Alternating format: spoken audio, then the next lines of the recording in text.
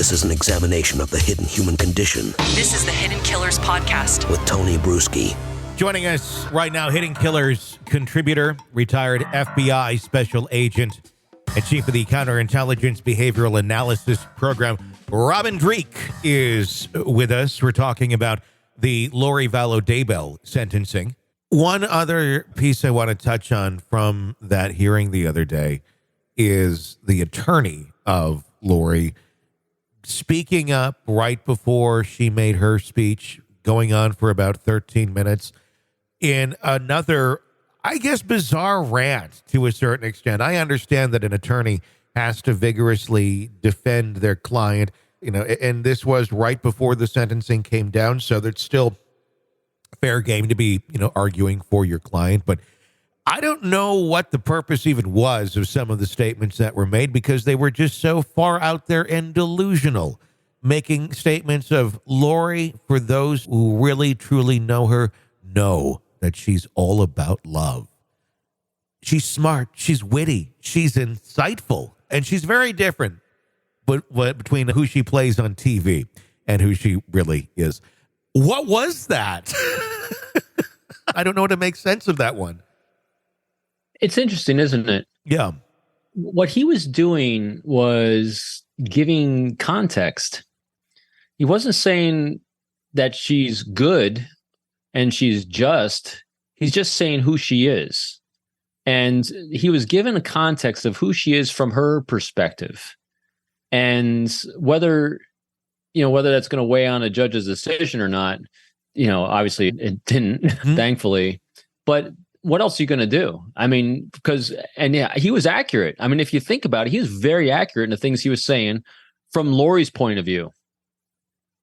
And I think that's all he really did. He gave an accurate assessment in an articulate way of what Lori thinks of herself.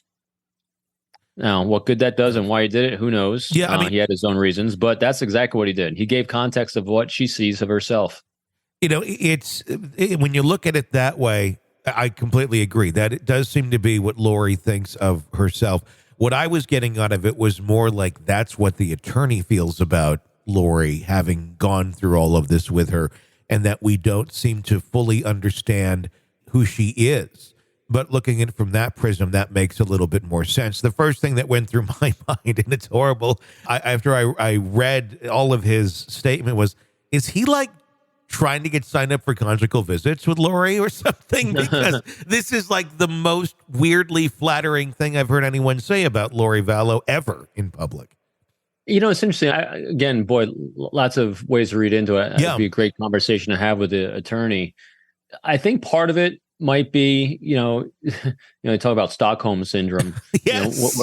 But it might be, if you think about this, you and I have talked about this, she's tragic. Yeah.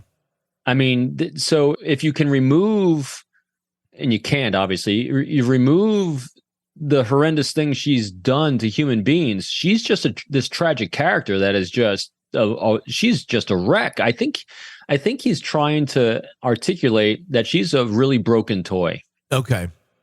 And she should, so if, again, I'm glass half full on this with my own confirmation biases put on it, obviously, from my background of behavior and stuff. But, if I'm thinking in terms of, hey, she should be put away for life. She did commit these crimes, but there's a very broken individual beneath everything that sees the world through this context.